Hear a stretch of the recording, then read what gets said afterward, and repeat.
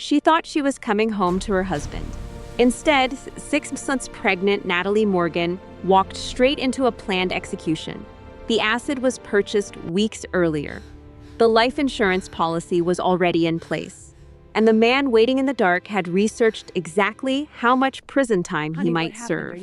But Natalie did not die. She survived long enough to expose a betrayal far darker than anyone imagined, and a secret about her identity that changes everything. The liquid splashed her face a moment before she heard the scream. That October evening, Natalie Morgan believed she was coming home to her loving husband. Instead, she was walking into her own execution. She was a third-grade teacher, 6 months pregnant, and a woman who truly believed in second chances. What she could not know was that her husband had planned this for 3 long weeks. He had purchased the acid, researched how much time he would serve, and took out a life insurance policy. It was for $500,000 if she died. But Natalie did not die, and the plastic surgeon who was about to rebuild her face would soon find something that should not be possible. A birthmark behind her ear, shaped just like a crescent moon. It was the exact same birthmark his own daughter had. The daughter who vanished 26 years ago. This is a story of survival identity. It is about a woman who lost everything, only to find something she never knew she was missing. Her face, her past, her real father. Please stay with me, because this story will break your heart and then piece it back together. The burning liquid hit her skin before any sound could reach her ears. Natalie Morgan was just reaching for the light switch when her entire world was set on fire. One moment, she was coming home from a long night of parent-teacher conferences, her hand resting on her 6-month pregnant belly. In the next moment, all she knew was pain. It was the kind of pain that wipes away your thoughts, your name, and everything else but the deep need to stay alive. She tried to scream, but the noise caught in her throat as the burning grew worse. Her face felt like it was melting away from the bone. She collapsed to her knees, her hands flying up to her face before stopping short. A deep animal instinct warned her not to touch the burn. Blake. The name came out as a strangled gasp. Blake, what have you done? Her husband was standing in the dark kitchen, a bottle hanging loosely from his hand. The streetlight outside cast a dim glow on his face. He looked shocked, as if he did not expect this to happen, like he had meant to throw water, but fire came out instead. You ruined everything, he said, voice completely flat and empty. You just had to start asking questions. You had to look at the bank accounts. You could not let it go. Natalie tried to get up, but her legs refused to work. The searing pain was spreading over her cheeks, her forehead and her nose. She could smell chemicals, and beneath that, something far worse, her own flesh. Then, her baby kicked hard. That single kick brought her back to reality. She was not just Natalie anymore, she was a mother. And mothers never ever give up. She began to crawl toward the same door she had just walked through. It was only 5 feet away, but it felt like 5 miles. Each tiny movement sent new waves of agony through her. Blake just stood there behind her, completely still. He watched her struggle on the floor. He made no move to help her. He made no move to stop her. He only watched. Blake, she gasped out. The hospital, please. He let the bottle drop from his hand, and it shattered on the tile floor. Then he turned and walked to the back door. She heard it open, then shut. She heard his car start in the driveway. He was leaving her to die. Natalie finally reached the front door and used the frame to pull herself up. Her sight was becoming blurry. She did not know if it was from tears or from the acid. She struggled with the doorknob and then stumbled out onto the porch. When the cool October air hit her face, she let out a scream. The sound that came from her was not human. It was the sound of pure pain. It was the kind of scream that wakes up the neighbors and tells them something is terribly wrong. Mrs. Davidson from next door came out onto her porch wearing a bathrobe. The older woman saw Natalie, and her hand flew to her mouth. Oh my goodness, Natalie. Mrs. Davidson was already dialing 911 as she hurried across the lawn. She was a retired nurse who had seen many terrible things, but the color draining from her face told Natalie just how horrible she must have looked. Do not touch your face, honey, Mrs. Davidson said. Her voice was shaking, but she sounded like a professional. Keep your hands down. Help is on the way. Natalie's legs finally gave out completely. She collapsed onto her porch steps and one hand went to her stomach. The baby kicked again, 1, 2, 3 times. Still alive, still there, still fighting. "My baby," Natalie whispered. "Please, my baby." Mrs. Davidson said, "The baby is going to be fine," with more confidence than her eyes were showing. Now she was talking into her phone. "I need an ambulance at 1234 Maple Street. It is a chemical burn, a possible acid attack. The victim is conscious and 6 months pregnant." "Yes, pregnant. We need the baby doctor standing by. Please hurry." Natalie could hear sirens getting closer. Her face felt like it was still on fire long after the liquid had stopped spreading. Her whole body was shaking uncontrollably. She pictured Blake's face, the surprise in his eyes. It was like he had not planned for this part, like he had just acted without thinking. No, that was not right.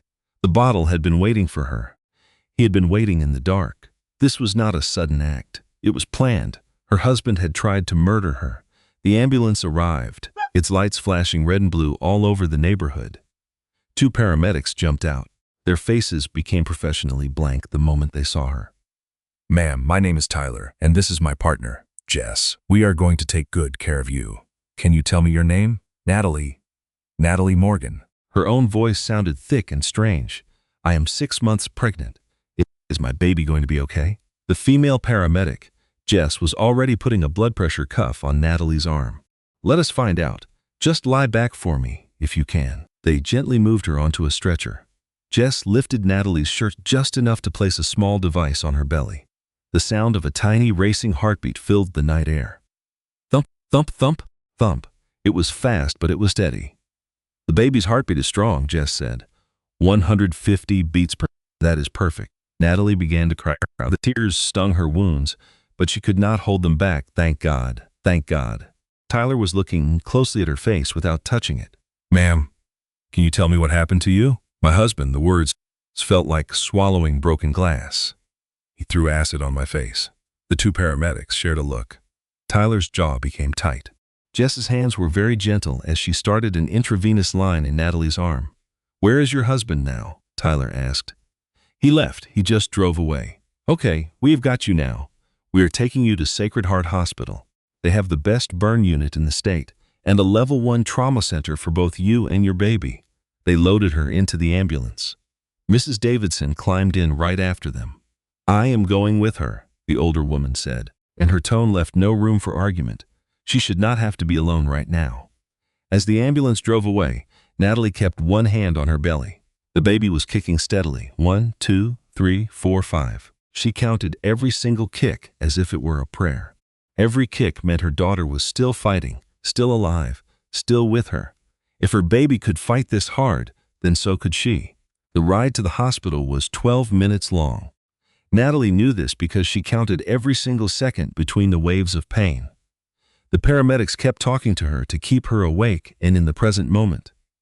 "What do you do for a living, Natalie?" Jess asked. "I teach 3rd grade at Washington Elementary. That is wonderful." "What is your favorite part about being a teacher?" Natalie understood what was doing. She was keeping her mind busy to stop her from going into shock. She decided to play along. "It is the moment when something finally clicks," she said.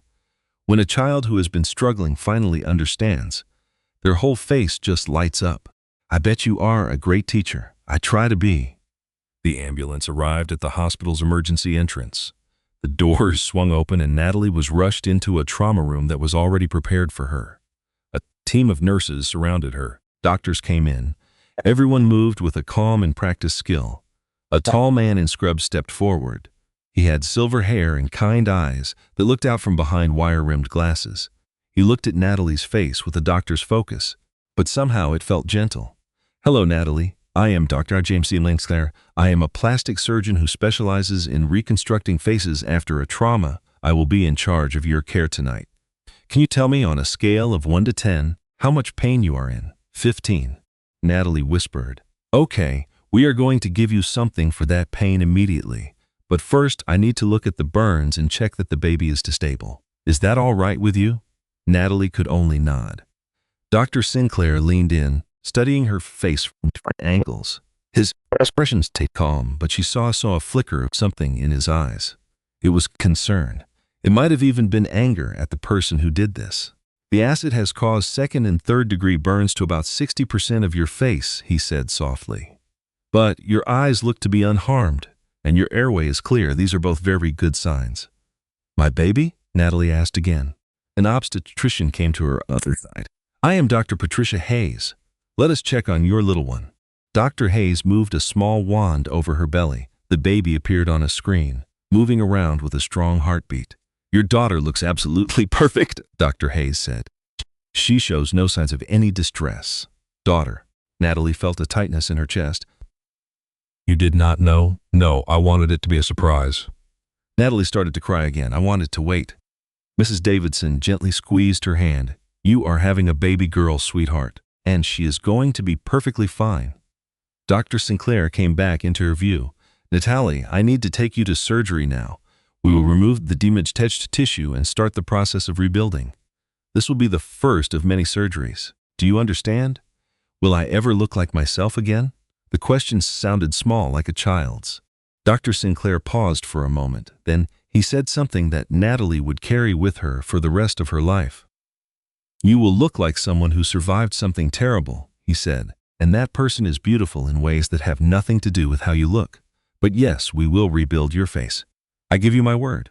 Natalie nodded. Okay, do it. As they rushed her to surgery, loud voices echoed in the corridor. A woman's voice, thick with fear, called out, Where is she? Where is Natalie? Rebecca Torres appeared, her dark hair a mess and her eyes wild with panic. The moment Natalie's best friend from college saw her, she froze. Oh my goodness.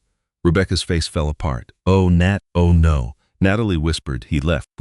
Blake left me. I know. The police found his car abandoned 2 blocks away. Rebecca was crying now, walking quickly beside the gurney. They are searching for him everywhere.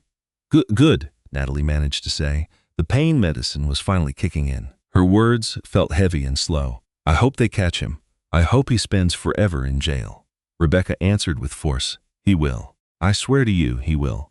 As they went through the surgical doors, Natalie saw her reflection in a steel cabinet. Her face was swollen horribly, red and blistered. A monster. She quickly looked away. That was not her face. It could not be. But she knew, deep inside, that this was her now. This is what Blake had turned her into. Her baby kicked 7 sharp times in a row. Natalie shut her eyes as they moved her to the operating table. She concentrated on the kicks, that tiny heartbeat, and the daughter she never knew she had until 5 minutes ago. My daughter, she mouthed as the medicine pulled her under. I am still here. Mama is still here. Dr. Sinclair's face hovered above her, masked and focused. Count backward from 10 for me, Natalie. 10, 9, 8. My baby. 7, 6, Blake. 5, 4. Still alive. 3, 2. Then only darkness. But something Dr. Sinclair was about to discover would alter both of their lives completely. Because while he studied the burns under the bright operating room lights, he saw something unusual. Behind Natalie's right ear, a spot the acid had not touched, was a tiny birthmark. It was shaped just like a crescent moon. For a heartbeat, his hand stopped moving, and he held his breath. He had seen that mark once before. It was on a 3-year-old girl who vanished 26 years ago. It was on his own daughter. The operation lasted 8 hours. Dr. James Sinclair worked with precision, cutting away dead tissue, saving what he could, and mapping out the future reconstruction. His team flowed around him in a silent, practiced ballet. Each person knew their job and did it flawlessly. But James could not stop thinking about that birthmark. It had to be impossible. A simple incident. So many people have birthmarks shaped like a crescent moon. The body just makes them. This woman could not be his Carolyn. His daughter was gone for 26 years. The search had gone cold a long time ago. He had looked all over, paid for investigators, and followed every single tip. Nothing. Emma had run off with Caroline during a severe psychotic break. Her postpartum illness had been missed for far too long. By the time James understood how unwell his wife was, she had disappeared with their little girl. 3 months later, Emma was killed in a car wreck in rural Montana. But Caroline was not in the car. The police checked everywhere they could think of. Foster homes, hospitals, and morgues. A little 3-year-old girl had vanished without a trace. James had left Caroline's bedroom untouched. Her toys, her clothes, her small bed with its pink blanket, all waiting for a return that never came. He dedicated his career to helping burn survivors after that. He reasoned that if he could not rescue his own child, he could at least rescue someone else's. Dr. Sinclair, his nurse Martha said, looking at him. Do we proceed with the grafts or do we wait? James snapped back to the present. We will stabilize her tonight. Grafts will be stage 2. He completed the surgery, making sure every wound was perfectly clean and every stitch was precise. This woman had endured a nightmare. The very least he could offer was the absolute best medical care. After the surgery, he located Rebecca on the waiting area. She leaped to her feet when she saw him, a coffee cup in her hands. How is she? She asked. The operation was a success, James told her. We cleaned the damaged tissue and prepared her for reconstruction. She will require more surgeries in the coming months, but she is going to be all right, at least physically. James paused. The emotional healing will take much longer. Rebecca's face crumpled once more. I should have known. I should have noticed something. What signs? James asked. Blake started acting differently about 8 months ago. He became secretive and angry when Nat asked him things. I told her it was a red flag, but she always defended him. Rebecca's voice cracked. God, I wish I had insisted. This is not on you, James said with a firm voice. The only one to blame for this is the man who did this to her. Have the police found him? I am not sure, but they are here. They want to get Natalie's story as soon as she wakes up. Detective Marcus Sullivan came around the corner as if on cue. He was a man with broad shoulders in his mid-40s, and his face showed he had seen a lot, yet it remained kind. Dr. Sinclair, he said, may I have a word with you about the patient? Of course. They went into a private room. Detective Sullivan took out a notepad. What can you tell me about her condition?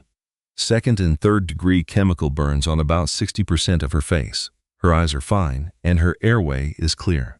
No other visible injuries. The fetus is healthy with no signs of distress. Fetus. She is 6 months pregnant. Detective's jaw grew tight. He heard a pregnant woman. Yes. The detective scribbled a note, pressing down harder than he needed to. We located Blake Warren's car 2 blocks from the house. The keys were still in CI's cup. The driver's side door was open. He ran away. Do you know where he might have gone? Not yet, but we did find his laptop inside the car. It seems he forgot it when he hurried to get away. Detective Sullivan's face became very serious. Would you like to know what we discovered on that laptop? James gave a nod. Gambling sites. Lots of them. And chat messages with loan sharks. He was in debt for $60,000. James felt a sick feeling in his stomach. Did Natalie know? Their joint savings account was drained 3 weeks ago. Every last cent. And he mortgaged their house again behind her back, forging her name on the documents. That is fraud. That is the smallest of his worries. We also discovered text messages. The detective showed him his phone and read from a conversation with a woman named Vanessa Cole. She is a co-worker of Blake's. The text started 8 months ago. They were having an affair for 8 months. The entire time Natalie has been pregnant. Does Natalie know about this? James asked. We will need to inform her when she is awake. James thought of the woman on his operating table. Scarred, pregnant, broke, and now about to find out her husband was cheating on her the whole time. How much can one person endure? He wondered aloud. I want to be in the room when you tell her, he said. He paused for a moment. Then he continued, because no one should have to get news like that by themselves. Detective Sullivan looked at him for a second, then agreed. Okay, doctor, I will notify you when she is awake. James went to check on Natalie in the recovery unit. She was still under sedation, her breathing even through an oxygen mask. Her face was mostly covered in bandages. Only her eyes and mouth could be seen. He glanced at her information. Age 29, born June 1996. No family was listed. Her emergency contact was Rebecca Torres, a friend. No parents, no siblings, nobody, just like Caroline would be. 29 years old, and all alone. James shook his head, telling himself he was being illogical. The birthmark was meaningless. It was just wishful thinking. His grief was playing tricks on him after so many years. But as he walked out of the recovery area, he took out his phone and opened a picture he kept in a secret folder. It was Carolyn at age 3, smiling and joyful, not knowing her life was about to be destroyed. He zoomed in closer on the image. Behind her right ear, barely catching the sunlight, was a tiny crescent moon-shaped birthmark. It was identical to Natalie's. James put the photo away and walked to his office. He would see Natalie again in a few hours. He just needed a moment to think, to breathe, and to stop himself from going crazy. But inside his file cabinet, deep under piles of old papers, was Carolyn's missing person file. He found himself taking it out and reading it for what felt like the 1000th time. This Caroline Marie Sinclair went missing June 15, 1999, age 3, brown hair, hazel eyes, a crescent moon birthmark behind the right ear. Last seen with her mother, Emma Sinclair. Mother was later found dead in a car crash. The child was never found, declared dead after 5 years. The case was closed. But James Miss had never been able to close it in his own heart. He spent 15 years looking for her before he finally had to accept that she was just gone. Not gone forever, but lost somewhere in the system. A nameless girl who grew up in foster care, never learning her real name. He checked Natalie's admission form one more time. Foster care history. No recollection of her birth parents. She left the system at 18. No, he thought, it is not possible. Countless girls fit that profile. The birthmark was just a strange coincidence. He was inventing a story that was not there. But what if it was true? James put the file back and went to the recovery room. Natalie was beginning to wake up. Her eyes opened slowly, hazy and lost. "Natalie," he said in a soft voice. "My name is Dr. Sinclair. You are in the hospital. You have had an operation. Can you recall what happened?" Her eyes eventually focused on his face. At first, they were empty, but then the memory rushed back, and her entire body stiffened. "Blake," she whispered, "he's used acid." "I know, but you are safe now. The surgery was successful. And my baby, your daughter is completely fine." Tears slid from her eyes. "A daughter. I have a daughter." "You do?" Natalie tried to touch her face, but James gently stopped her hand. "Not yet. The wounds need time." "How bad is it?" James hesitated for a moment. He knew she needed the truth. There is a lot of damage, but it is fixable. "We will do this step by step. Today we made you stable. We begin rebuilding next week. Will I ever look like myself again?" It was a simple question with a very hard answer. "You will always be you," James told her. "Your face may look different, but you are not just your face." Natalie shut her eyes. "That is easy for you to say. You still have yours." "A fair point."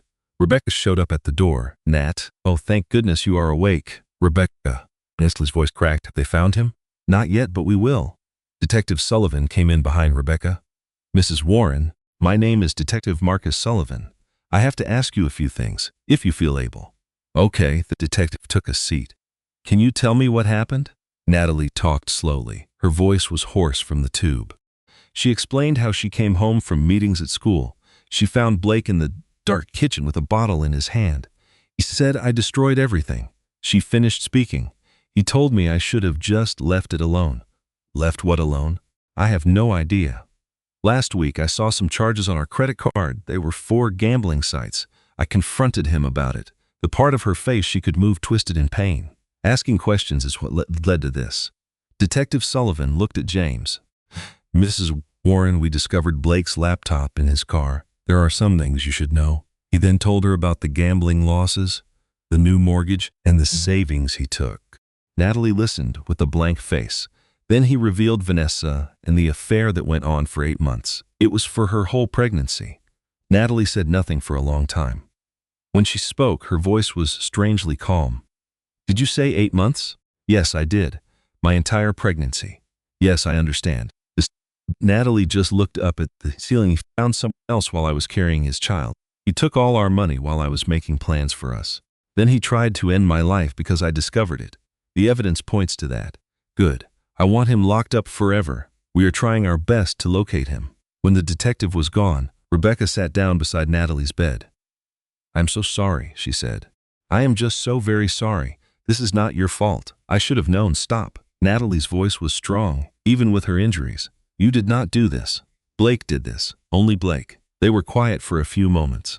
Then Natalie asked the one question James feared. "Rebecca, be honest with me. How bad does my face look?" Rebecca's silence was the only answer she needed. "Is it that bad?" Natalie whispered. "You are going to be okay." Rebecca said, "Dr. Sinclair is the best doctor there is. Everyone knows it. He can fix this." But they both knew some damage is permanent. It can never be fully fixed. James gave them some privacy and returned to his office. It was 3 o'clock in the morning. He needed to go home and rest before returning. But he just sat at his desk, looking at two pictures next to each other. Caroline at age 3 and Natalie's photo from her arrival. The birthmarks were a perfect match. He knew what he had to do. He took out his phone and called the hospital's genetics lab. "This is Dr. Sinclair. I need a DNA test, a paternity test. Please rush it." The lab tech asked for the information. James provided it. "I will require a sample from the patient," the technician explained, "and can collect it in the morning. Just arrange for it." James ended the call and instantly doubted himself. What was he thinking? This was crazy. He was chasing a ghost, imagining a link that was not there. But he had to follow this feeling. He had to know the truth. If there wasn't a possibility Natalie was Caroline, he needed the answer, even if it shattered his heart again. A week passed and it was time to change Natalie's bandages. She had been terrified of this day. The nurses told her she was healing nicely. Dr. Sinclair said they could start rebuilding soon. Everyone sounded so hopeful, but it did not matter to her. Today, she was going to see her own face. Rebecca was next to her, holding her hand. Dr. Sinclair was close by, holding a mirror covered with a towel. "You prepared?" he asked. "Does it make a difference?" Natalie said back. "We can wait if you are not ready." "No, just do it now." Sinclair gently took off the bandages, one layer after another. Natalie felt the air on her skin for the first time in a week. It was a strange feeling. When the final bandage was gone, Rebecca gasped. That sound told Natalie everything she needed to know. "The mirror," Natalie demanded. Give me the mirror, Dr. Sinclair. He gave it to her. Natalie looked at her reflection. The person in the mirror was a stranger. It could not be her. This person's skin was swollen and bruised, pulled tight across her bones. There were red areas and white areas and parts where skin was gone. Her face was like a strange and unfamiliar map. She just stared. Then, she slowly reached out and touched her cheek. This was distant and numb. She could not feel some parts of her face. "I do not know who I am," she said. "That is to be expected," Dr. Sinclair said softly. "Your face has a long way to go. After you rebuild me, will I ever be me again?" The room was quiet. "I will be direct with you," Dr. Sinclair said. "You are going to look different, but we can reconstruct your features. We can give you a face that feels like your own. It will not be the same one, but it will be you." Natalie gave the mirror back. Her baby kicked. 1, 2, 3 times. "I am still here," she whispered, mostly to herself. "I am still here." "Yes, you are," Dr. Sinclair said. Then he asked the question that changed her entire life. "Natalie, I have something I need to ask you. Do you know anything about the family you were born into?" Natalie looked at him, surprised by the question. "No. I grew up in foster care. I have no records. Why do you ask?" Dr. Sinclair paused. He was looking at her right ear. "The birthmark behind your ear. It is very unique." Natalie's hand went to it without thinking. She had not thought about that mark in years. She had it for as long as she could remember. She hardly ever noticed it. Unique in what way? He paused again. Dr. Sinclair seemed to be searching for the right words. "I am about to ask you something that will sound very odd, but please, just listen to me first, all right? Would you consider taking a DNA test? To be specific, a paternity test." The room became completely still. Rebecca squeezed Natalie's hand harder. Natalie just stared at the doctor. "Why would I do that?" Dr. Sinclair took out his phone. He found a picture and showed it to her. It was a photo of a little girl, about 3 years old, with brown hair and a big, happy smile. She was in a yellow dress, holding a small teddy bear. Just behind her right ear, almost hidden by the light, was a tiny birthmark. It looked like a crescent moon. "That is my daughter," Dr. Sinclair said softly. "Her name was Caroline. She vanished 26 years ago. She would be about your age today." Natalie looked from the picture to the birthmark to the doctor. "You believe that I am your daughter?" "I believe it could be true. The mark, your age, the fact you were in foster care, that you have no early memories. It all lines up." "Lines up with what?" Dr. Sinclair sat down, looking worn out. "My former wife, Emma, she had postpartum psychosis after Caroline was born. We did not realize how bad it was. One day, she took Caroline and was just gone. We looked for them everywhere. 3 months after that, Emma was in a fatal car crash in Montana. Caroline was not with her. The police checked the foster system and hospitals, but found nothing." He stopped for a moment. They believed Emma left Caroline somewhere before the crash, perhaps with a stranger, or at a safe place like a fire station. A 3-year-old girl did enter foster care in Montana right around then. Her record said Jane Doe.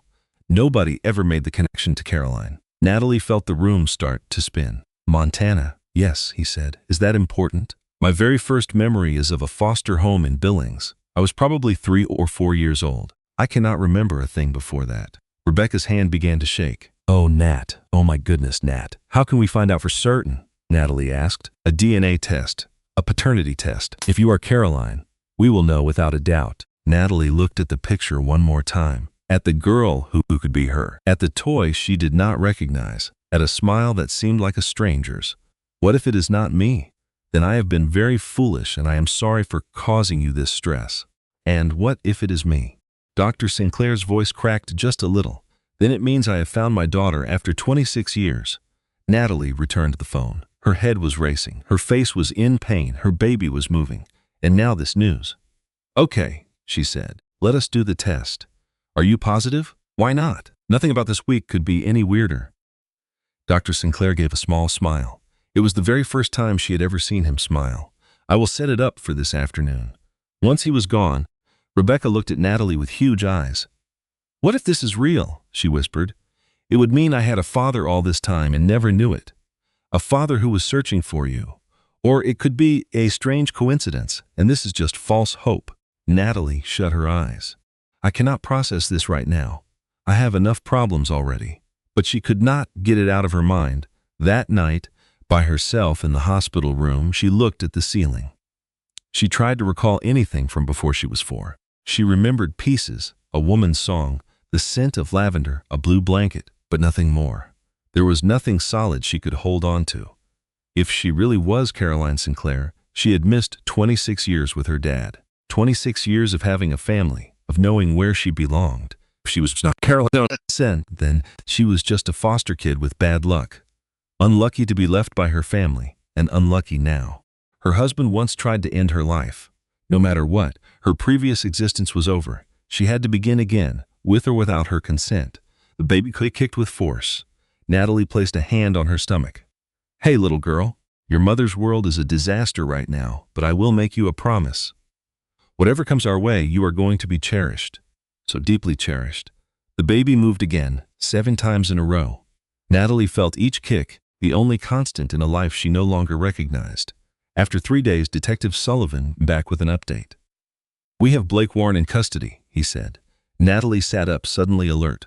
Where? In Pennsylvania. He was holed up in a deserted hunting cabin about 30 miles outside of Harrisburg. The Pennsylvania State Police arrested him this morning. Is he being brought back here? Yes, we are extraditing him on charges of attempted murder. The district attorney wants to try him here. Natalie felt a confusing wave of relief and anger. She was relieved he was captured. She was furious that he even tried to run. Did he give a statement? Detective Sullivan's face grew serious. He did, but I do not think you will like it. I want to hear it. He says you were controlling and made his life a nightmare, and that he finally broke. Natalie let out a bitter laugh. Of course, that is what he would say. There is something else. Blake's girlfriend, Vanessa Cole, got in touch with us. She is willing to give a statement. For what reason? She claims she was unaware of the assault.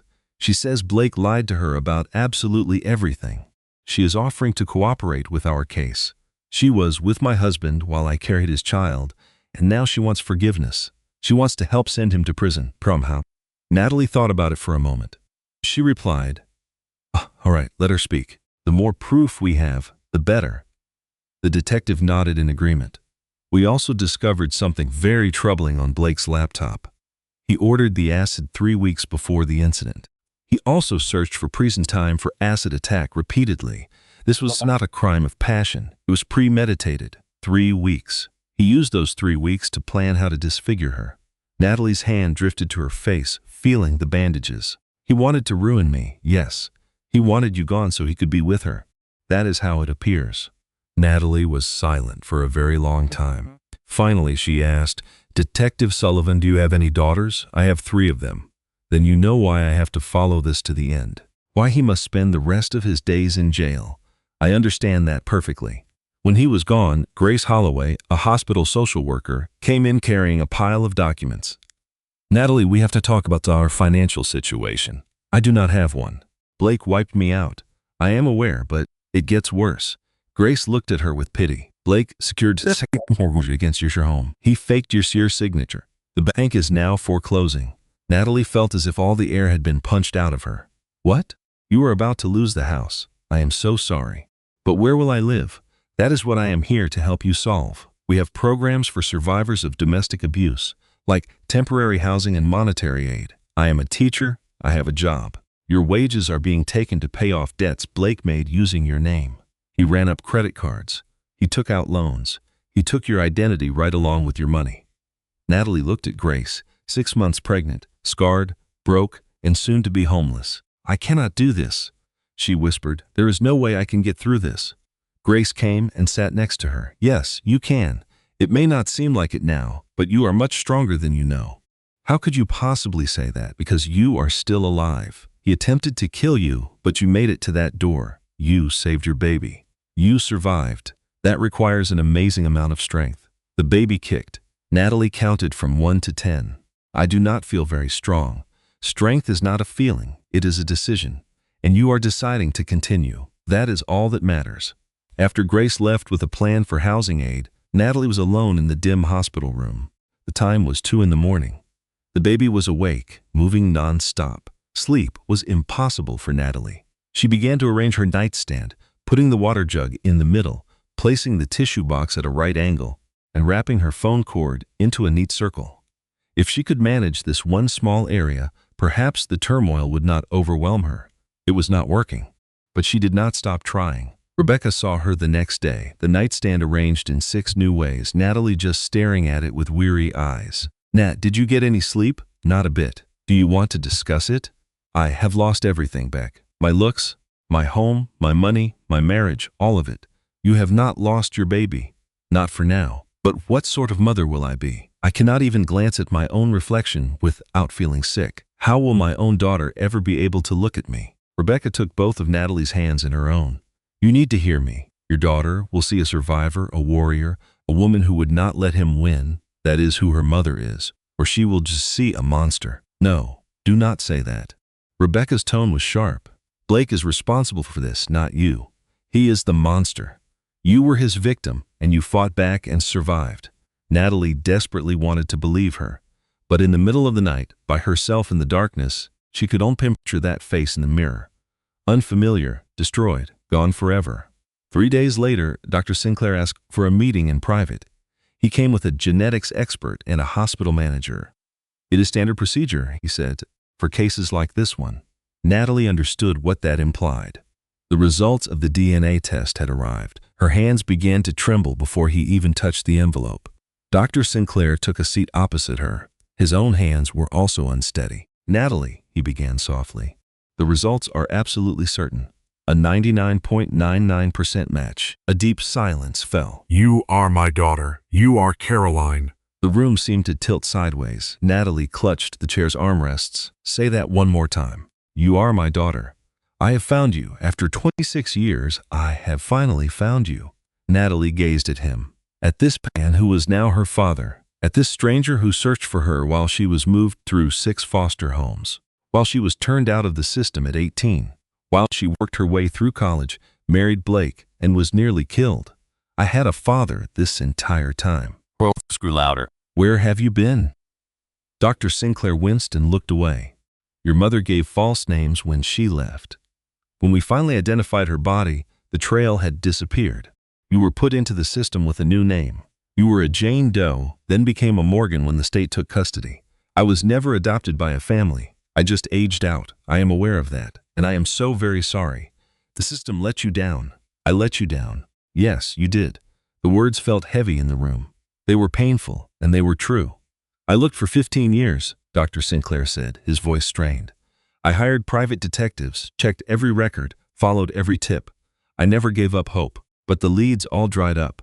I started to believe you were gone. I was not gone. I was here, growing up by myself, always asking why no one wanted me. I wanted you. Oh, Caroline. I wanted you more than anything. Every day. Do not use that name. Natalie got to her feet. My name is Natalie. I have never met anyone named Caroline. She went to the window. Her baby kicked. She counted from 1 to 15. From behind, she could hear Dr. Sinclair rising from his chair. I know that you are angry, he said. You have every reason to be. But Natalie, you are my child, and your baby is my grandchild. That has to count for something. It must mean something. Natalie faced him again. My baby is going to need a grandfather, but I will need a long time to accept that I have a father. You can have all the time you need. I have been waiting for 26 years. I can wait a little more. Are you sure? Because you appeared at the lowest point in my life. I am scarred, pregnant, and scared, and now you tell me my whole life story is a fabrication. Your life is not a fabrication. You are still yourself. You are just also my daughter. Natalie laughed, but it sounded broken. I have no idea who I am. When I look at myself, I see a stranger. When I think about my past, it seems like a lie. Everything I thought was true has vanished, not everything. Your courage is real. The fact that you survived is real. Your baby is real. And that is supposed to make it all okay. No, but it is the truth.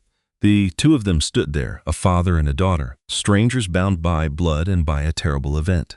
At last, Natalie spoke. I am going to need you to go now. Dr. Sinclair gave a slow nod. I will leave, but Natalie, I am not disappearing. Even if you never call me your father, even if you can never forgive me, I will be here. I am staying. After he was gone, Natalie completely fell apart. She sobbed until she was sick. She yelled into her pillow, and she stared at her ruined face in the mirror and loathed every part of her life.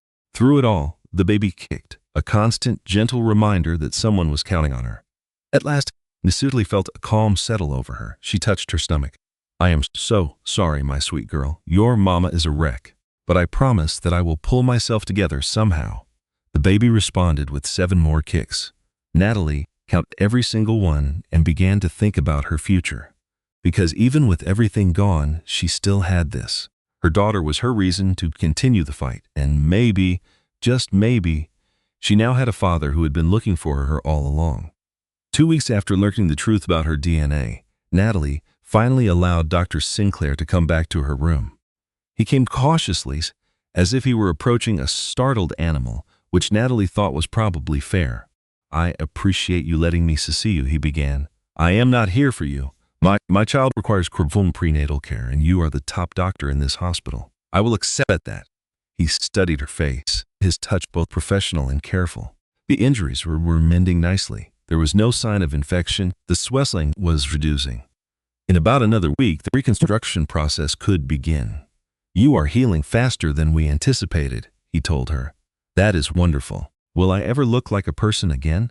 Natalie, I am sorry. That was not fair. She drew in a deep breath. I am trying to cope, but this all feels overwhelming right now. Dr. Sinclair took a seat. Would it be okay if I told you about your mother, the person she was, before sickness? Natalie wanted to say no, but a part of her was curious. A part of her had to know. Okay. Your mother, Emma, was an artist. She painted beautiful murals and always wanted to teach.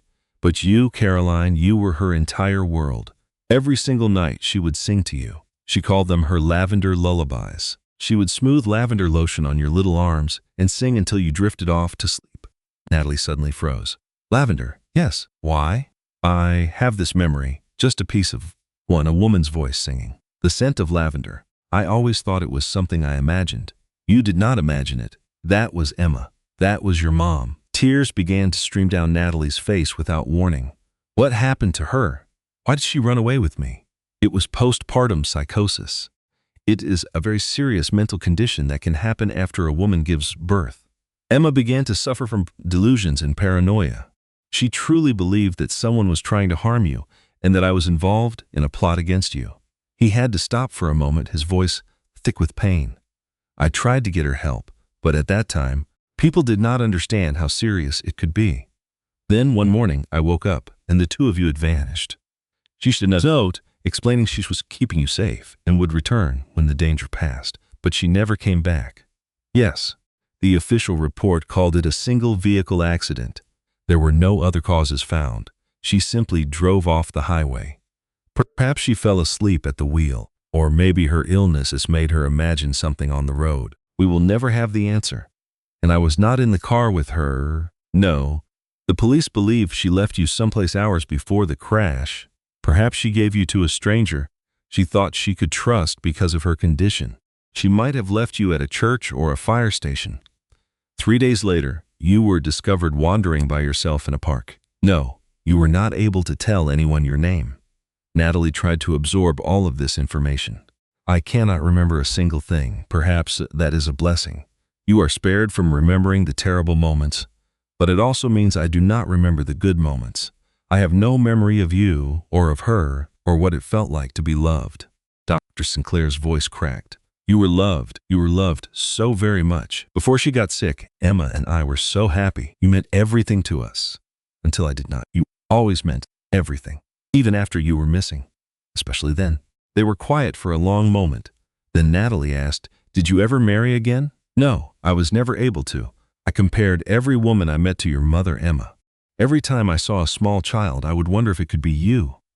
A sad smile touched his lips. "I kept your bedroom just as you left it. Your toys, your clothes, and your little bed with the pink blanket are all still waiting. That is heartbreaking. That is what it means to be a father." Just then, the baby kicked. Dr. Sinclair saw the movement. "May I?" he asked, motioning toward her stomach. For a moment, Natalie hesitated, but then she slowly nodded. He gently rested his hand on her belly. The baby moved against his palm, and his eyes welled up with tears. "Hello, little one," he whispered softly. "I am your grandfather, and I love you more than you know." As she watched him, Natalie felt a strange breaking sensation deep inside her chest. This man had searched for 26 years, filled with grief and hope. He had found her at the lowest point of her life, and yet he stayed by her side. "I have no idea how to do this," she admitted quietly. "I do not know what it means to have a father, and I do not know how to be a father to a daughter who is already a woman. So we can learn how to do it together. I am still so angry. You have every reason to feel that way, and I am afraid of everything. The trial with Blake becoming a mother, and I am afraid my own daughter will fear my face. Your daughter will recognize your voice. She will know your touch and feel your love. That is what is important." Natalie wanted to believe his words, but fear had settled deep in her bones, a constant and heavy weight. Later that night, she requested a mirror from a nurse. The nurse seemed unsure, but finally brought her one. Natalie stared at her own reflection. She truly looked for the first time. Her face remained swollen and bruised, but she could now make out its underlying form. The process of rebuilding her face would begin the following week. Dr. Sinclair would reconstruct her cheekbones, her nose, and her forehead. She was going to have a new face. It would not be the one she had before, and it would not be the one Blake had created. It would be something else entirely. She reached out and touched her image in the mirror. The glass felt cold beneath her fingers. "Hello," she whispered. "I do not know who you are yet, but I am trying to find out." It was a small step, but it was a beginning. The following morning, Detective Sullivan came with some surprising information. "Vanessa Cole is in the waiting room. She is asking to speak with you."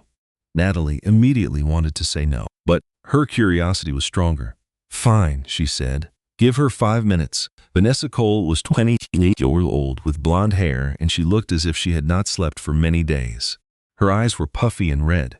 She let out a sharp gasp when she saw Natalie's bandaged face. "Oh my goodness, yes," Natalie said, her voice empty of emotion. "This is what your boyfriend did." "He is not my boyfriend," Vanessa insisted. "He was never truly my boyfriend." Vanessa sank into a chair. "I really believed he was in love with me. I thought his wife was causing all the trouble.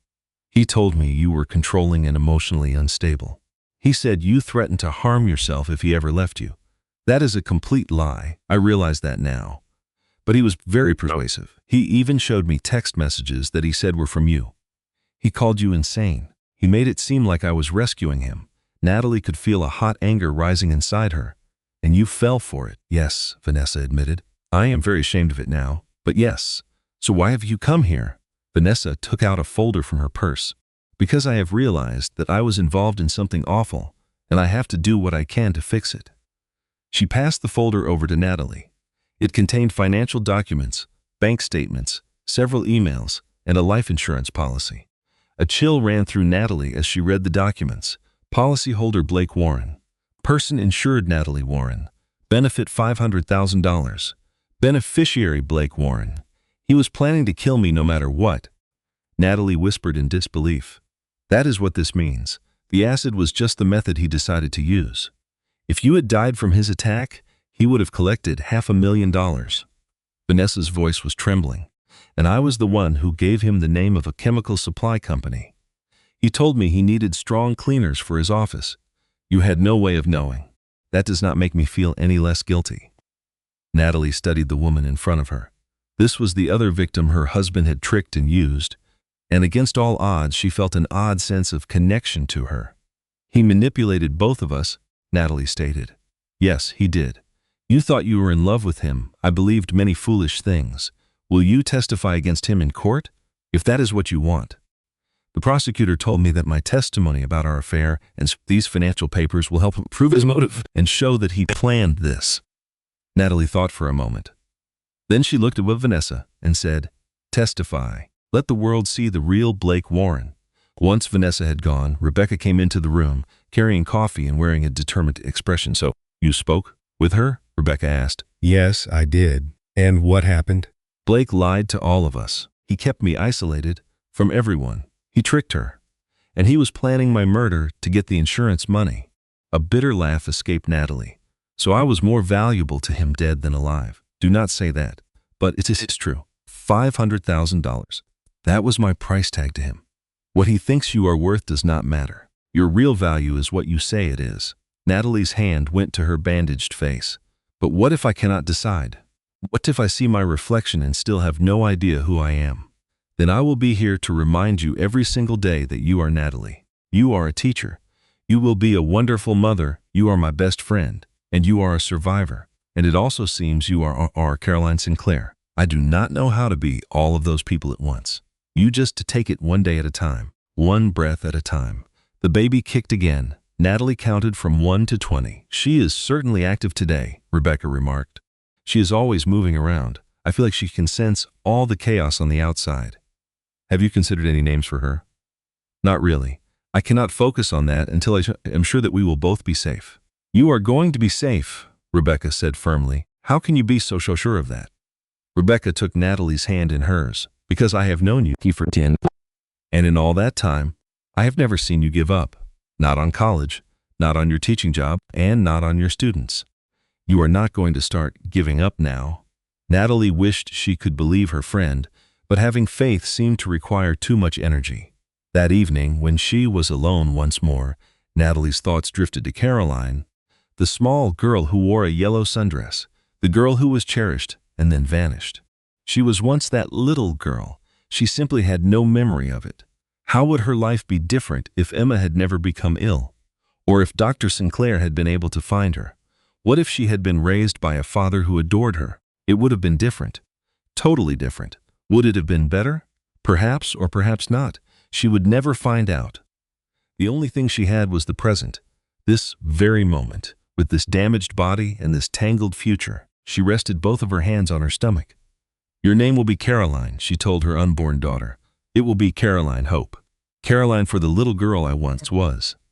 And hope, because that is exactly what we both need. As if in reply, the baby kicked 7 times. Natalie counted every single kick and took it as a sign of agreement. The next day, the first surgery would take place. Dr. Sinclair would begin to repair her face, and perhaps as he fixed her on the outside, Natalie could learn how to heal herself on the inside. He would do it one surgery at a time, one day at a time, and one kick at a time. Her next operation was set for the early morning.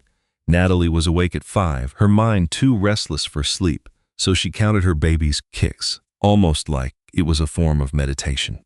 She counted 37 kicks before the nurse entered her room. Every kick was a sign that life went on, even when her world was in pieces.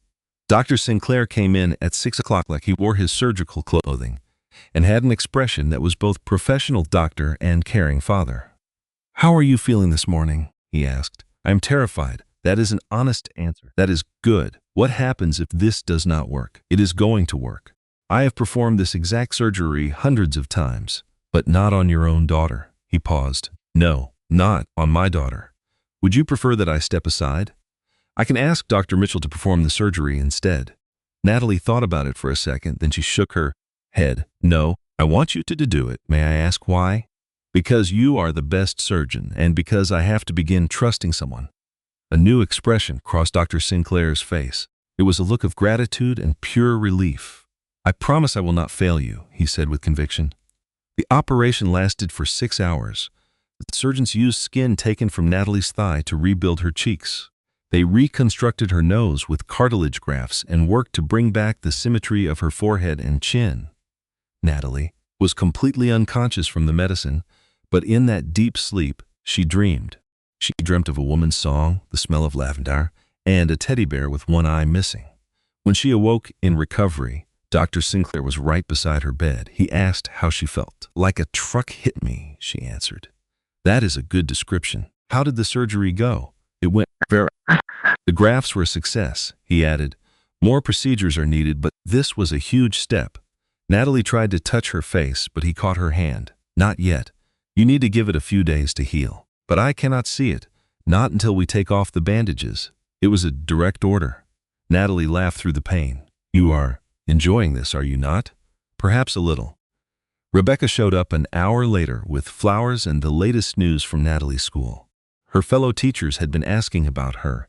The principal even sent a nice care package. Her students had made cards wishing her well. One specific card brought tears to Natalie's eyes.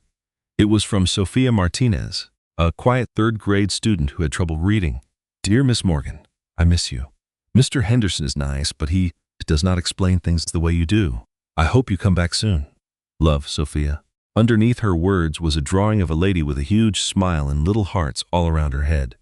She drew you, Rebecca said softly. She drew the person I was. She drew her teacher. That part has not changed. Far away in Pennsylvania, Blake Warren was being brought back to be charged for his crimes.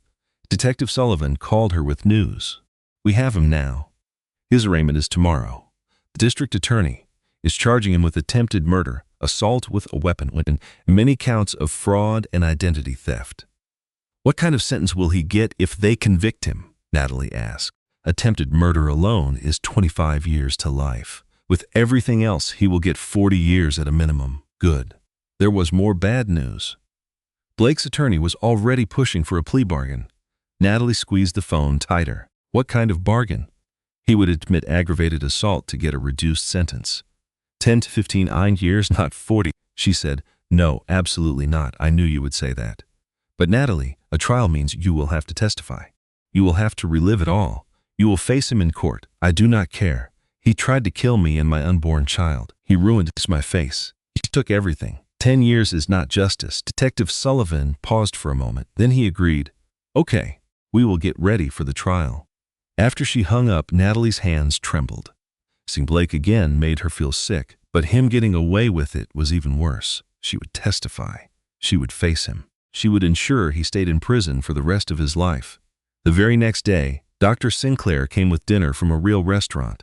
It was not hospital food, but homemade pasta he had made himself. You know how to cook? Natalie asked, looking surprised. I learned after Emma passed away. I needed something to do with my hands. They ate together in a comfortable quiet. The pasta was delicious. The company was even nicer. After a bit, Dr. Sinclair asked, May I tell you a story? Of course. When you were 2, you went through a time when you would only wear your red rain boots. You wore them even when it was sunny and even with your dresses.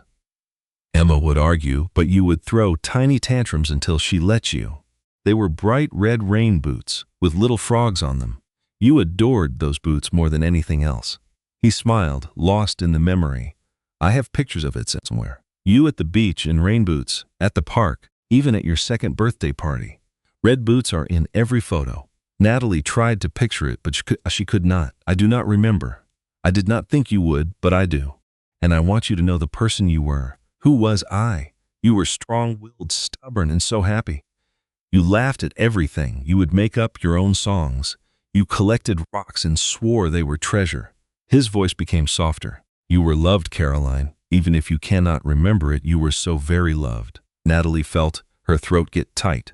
Please do not call me Caroline. That is not my name. I know that. I am sorry. It is an old habit. My name is Natalie. I know. They ate the rest of their meal in silence. Before he left, Dr. Sinclair looked back at her.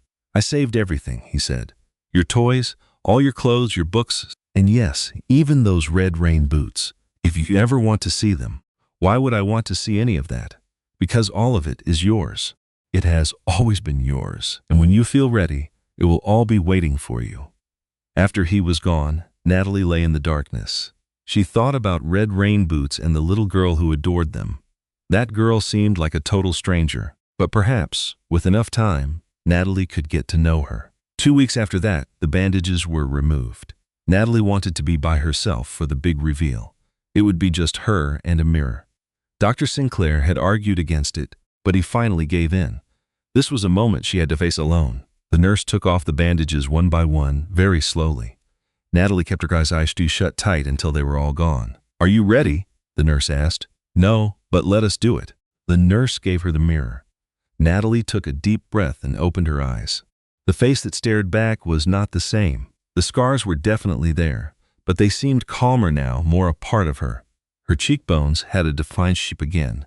Her nose looked like it belonged on her face. Her forehead was smooth once more.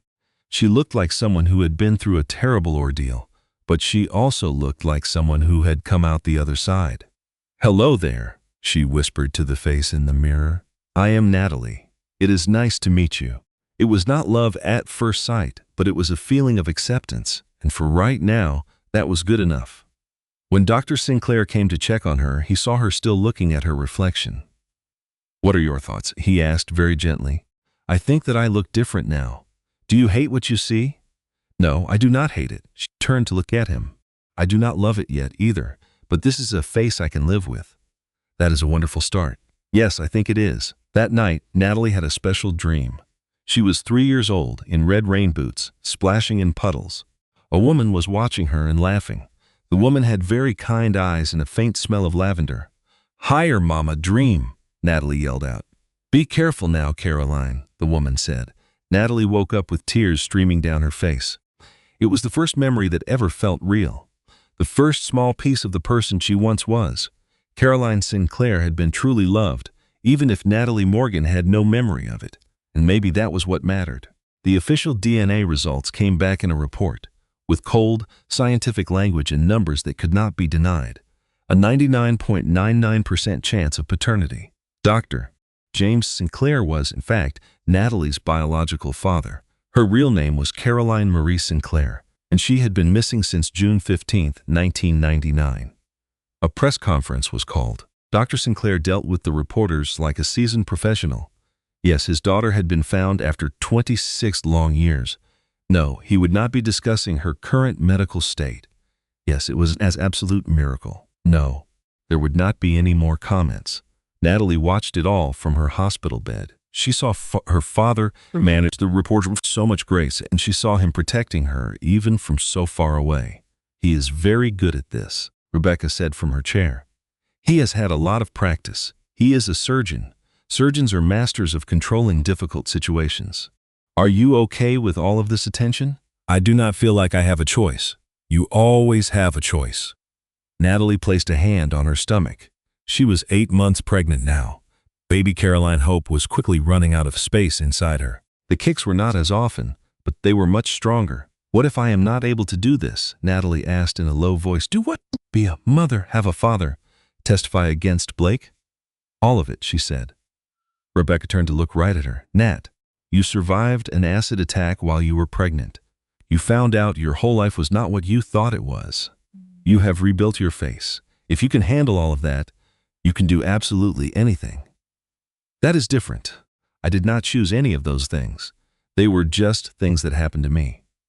And you are choosing your response. That is the most difficult part. And you are doing it beautifully. 3 days later, Doc Sinclair asked Natalie to come to his home. She did not want to go, but she was also curious. Rebecca drove her there and stayed with her for support. Dr. Sinclair lived in a lovely colonial-style house in a peaceful neighborhood.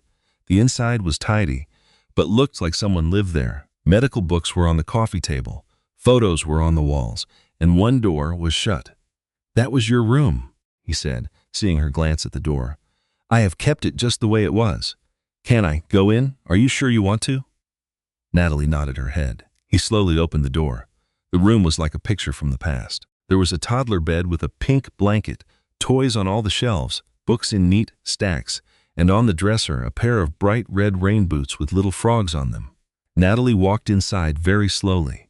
She touched the small bed, the toys, and the boots. "I lived in this room," she said, "for 3 years. This was everything to you." Natalie reached for the red boots. They were incredibly small, a size 6 for a toddler. She tried to imagine her feet ever being that little. I do not remember, she said. I feel like I should remember this, but I do not. You were only 3 years old when you were taken. Most people have no clear memories from that age. But you do. You remember it all. I am your father. I have held on to every single memory as if it were a lifeline. Natalie put the boots down and then picked up a stuffed teddy bear. It was missing one of its eyes. "This was in my dream," she said all of a sudden. "This bear, I had a dream about it. That is Mr. Buttons. You gave him that name. You carried him with you everywhere." Natalie held the bear tightly, a 30-year-old woman holding a childhood toy like it was the most precious object in the world. "Can I please keep this?" she asked. "Caroline, Natalie, everything inside this room belongs to you. It always has." Natalie brought Mr. Buttons with her back to the hospital. That night, she slept with him on the pillow next to her, and she daydreamed about this lavender again. The next morning, she woke up and saw Dr. Sinclair was in her room. "I have to tell you something," he said, "and I do not think you will like it." Natalie sat up in her bed. "What is wrong?" "Blake's lawyer just filed a motion. He wants to put the trial on hold because of all the news about us. He is claiming his client will not get a fair trial with all the media attention. That is not fair." "No, that is not true. The prosecutor is arguing against it, but justice may be delayed." Natalie felt a surge of anger. "So he just waits in a cell while I face this mess. He is not comfortable. Believe me, county jail is a harsh place." "Good. I want him to suffer." Dr. Sinclair took a seat. May I ask a personal question? "Sure. What are your plans for after the trial ends and after the baby arrives? What will you do?" "I am not sure. The bank took the house. I will be in a shelter for abuse survivors when I leave here." "I have another suggestion." Natalie looked at him. "Come home," he offered. "Both you and the baby. Move into my house. I have 3 spare rooms. I can watch the baby while you heal. You will not be by yourself. I cannot simply live with you. And why not? Because we are practically strangers. Then let us get acquainted. We have 26 years to make up for. Please let me do this for you." Natalie wanted to say no.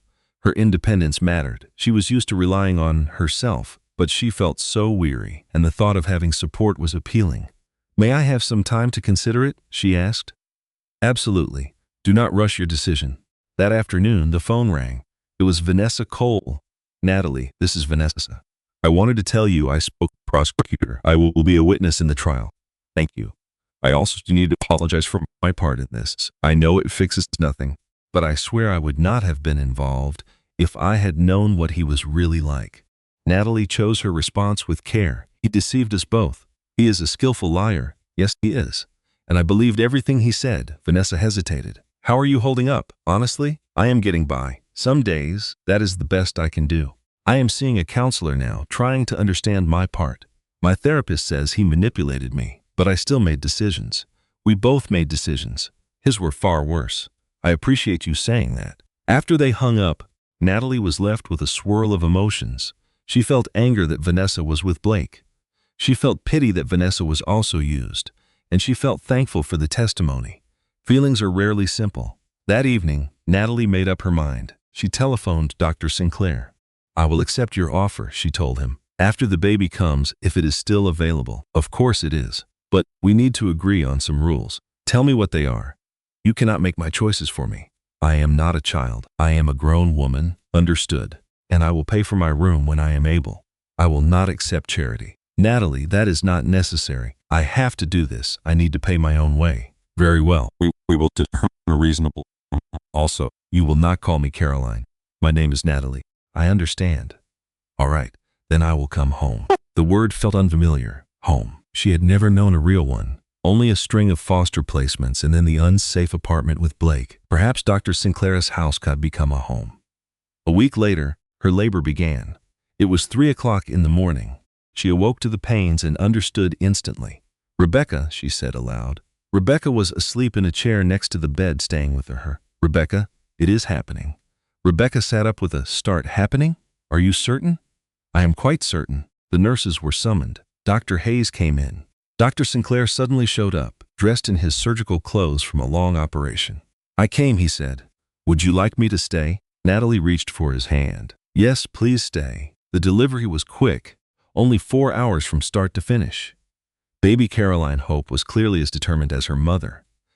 The pain was sharp, but Natalie hardly felt it. Her only thought was of seeing her little girl. The child she had shielded through the attack, operations, and all the pain. This was the baby whose kicks had sustained her through the darkest times.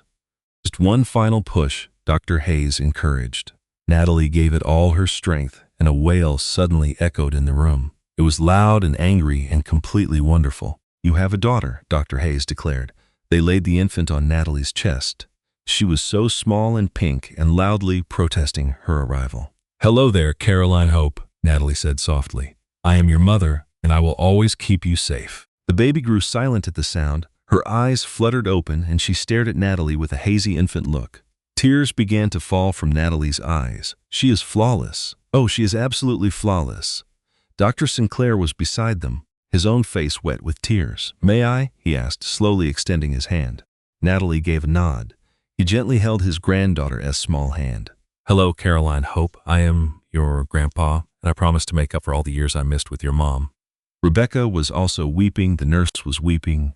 Even Dr. Hayes seemed moved. 7 pounds, 3 ounces, the nurse said, 20 inches long and perfectly healthy. Natalie just kept looking at her daughter, this little person she had made, this marvel. I did it, she murmured. We made it, little one. We got through it. 3 days passed, and Natalie and Caroline Hope left the hospital. Dr. Sinclair took them to his house, which was now their home. He had turned his office into a baby-s room, with a crib, a mobile, a changing area, and a rocker near the window. Natalie paused at the entrance with her daughter in her arms, gazing at the room her father prepared. You set this all up, she asked her. I had some assistance. Rebecca chose the mobile. A social worker suggested the chair, but I assembled it myself. Why would you do that? He gave her a look as if the reason was simple. Because you are my child and she is my grandchild. And I have waited 26 years for family to be here again. Natalie felt a warmth spread through her chest. It was not painful, but soft and new. Thank you, she murmured, for all of this. There is no need to thank me. Yes, there is. Later, Natalie was in the rocking chair, feeding her baby at 2 in the morning. The home was still. The night outside was black. But inside this little room, holding her infant with her father sleeping nearby, Natalie felt a feeling she had long forgotten. She felt safe. She gently touched her own scar or cheek, then counted her daughter's tiny breaths. Blake wanted to ruin her, but instead he showed her true self, a survivor, a mother, a daughter, a woman who could rise from the ashes. I love you, Caroline Hope, she whispered. We will be all right, I promise you. The baby made a soft noise and cuddled in, and for the first time in a long while, Natalie truly believed it. They would be all right. 2 months after her daughter was born, Natalie went back to the hospital for another operation. Dr. Sinclair had gathered his entire team of surgeons. This operation was meant to improve the previous surgery, smooth the scars, and bring back a more natural shape to her face. This is the most important one, he told her the evening before. After this, you might need 1 or 2 small adjustments, but the main work will be finished. Natalie nodded. She felt anxious, not because of the procedure, but about what would follow. What person would be looking back at her from the mirror? Rebecca came early to care for Caroline Hope. The infant was healthy and growing well. She had her mother's eyes and her grandfather's chin. She will break a lot of hearts, Rebecca commented, holding the little girl. She is going to be strong, Natalie replied. That is what matters most. The procedure lasted 9 hours. They used skin from her thigh once more. This was to even out her cheeks, define her jaw, and blend the old skin with the new. Dr. Sinclair operated with intense focus. Each stitch was flawless, each move exact. He was working on his own daughter. He would not settle for anything but his finest effort. When Natalie awoke in the recovery room, she first felt pain. Then she felt relief that it was done. How did it turn out? She asked, still sleepy. It was perfect, Dr. Sinclair replied. The skin grafts are excellent. Your face will recover beautifully. When can I look? In 2 weeks. We have to wait for the swelling to reduce and the grafts to settle. Natalie sighed. 2 more weeks wrapped in bandages, 2 more weeks of recovery. While she was healing, her school called. Principal Martinez asked if she intended to come back to her teaching job. I am not sure, Natalie confessed. I would like to, but I do not know if it is possible. Is it because of your appearance? The principal asked kindly. It is because of all of it. My appearance, my child, the upcoming trial. I feel like I am falling apart. They ask for you all the time. This brought tears to Natalie's eyes. They really do? Yes, of course. You are an amazing teacher. And those children do not worry about scars. They only care that you have faith in them. I just need more time. Take as much as you require. Your job will be waiting for you. A week later, Detective Sullivan called. The trial is scheduled for 3 months from today, January 15th. Natalie's heart sank. That is very soon. The district attorney wants to proceed without delay. Blake's attorney is trying to postpone it. We want to prevent that. What is required of me? You must get ready to give your testimony. The prosecutor will help you prepare. And Natalie, this will be difficult. Blake will be present. His lawyer will question you intensely. It will feel very personal. I do not care. I want him sent away. Good. That is the spirit.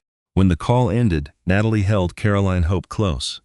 The baby slept, her small hands balled up on Natalie's chest. Your father is a terrible person, Natalie whispered. But you will never have to meet him. I will make sure of it. An hour passed before Dr. Sinclair found her in the same spot. Do you want to discuss it? He asked. The trial date is in 3 months. I am aware. Detective Sullivan contacted me as well. I must testify, I know. I must face him one more time. I will be right there with you. You will not be by yourself. Natalie looked at her father. Why are you doing so much for me? Because that is my job as your father. This is how fathers act. But you were gone for 26 years. You do not owe me. I owe you the world. Model. 26 years of birthdays, school events, teaching you to drive, helping with homework, and walking you down the aisle. His voice trembled. I wasn't there for any of it. So, if I can be here now, I am going to be here. Tears streamed down Natalie's face. I am afraid of the trial, of it all, of letting Caroline down, of Blake getting free someday, of never being normal again. Dr. Sinclair sat down next to her. May I tell you what my father told me when I was in medical school? Okay. I was petrified of my first surgery. I was completely sure I would fail. My father said, James, courage is not the absence of fear. It is doing what is right. Even when you are petrified, you still go forward. That is courage. This does not feel like courage. It feels like I am just trying to survive. Sometimes they are the same. 2 weeks after the surgery, her bandages were removed. Natalie requested privacy once more, with only herself and the mirror. The nurse peeled the gauze away carefully. Natalie kept her eyes shut until it was over. Ready? The nurse asked softly. No, but please give me the mirror. She opened her eyes. The woman in the reflection was not the old Natalie, but she was not the monster from the hospital. She was a new person, some broken and then rebuilt. Her face had scars. They would always be there, but they were softer, a part of her new story, not the whole story. Her cheekbones had a defined shape. Her nose looked proportional to her face. Her eyes, which the acid had not touched, gazed back at her with a look that might one day become pride. Hello, she whispered to her own reflection. I am Natalie Morgan. No, wait. I am Caroline Sinclair. No, that is not correct either. She stopped, then spoke again. I am Natalie Sinclair, a daughter, a mother, a teacher, and a survivor. The name felt right. It was a blend of who she now was and who she had always been deep down. When Dr. Sinclair came to see her, he found her still looking in the mirror. What do you think? He asked her. I think I look different. Is that okay with you? It is more than okay. I look like someone who survived. She turned to look at him. I look like me. Dr. Sinclair's eyes filled with tears. You do. You look just like you. That evening, Natalie asked for a meeting with the prosecutor. District Attorney Jennifer Chen came with her files and a determined look. Mrs. Warren. Miss Sinclair, Natalie corrected. I am using my real name again. Natalie Sinclair. Miss Sinclair, let us go over the trial. Blake's defense lawyers will argue he was temporarily insane. They will say he broke under financial strain. That is nonsense. He bought the acid 3 weeks before. He researched prison time. That is premeditated. hesitation. I agree, and we will prove that to the jury. But his lawyer will try to make you seem controlling. They will say you drove him to it. Natalie felt her anger begin to boil. So, I am on trial as well? That is how the defense works. They attack the victim to make the attacker look better. I need you to be prepared. Tell me what I need to do. They practiced for hours, going through question after question. Natalie's answers grew smoother and more confident. She learned to remain calm when the prosecutor acted as the defense and attacked her. Remember, the district attorney said at the end, tell the truth, stick to the facts, do not let them see you cry. Jury's last response to strength. I can be strong. I know that you can. 1 month before the trial, Vanessa Cole asked for another meeting. She came to Dr. Sinclair's house nervously, holding her purse tightly. Thank you for agreeing to meet with me, she said. What do you want? Natalie asked. She was in the room feeding Caroline Hope.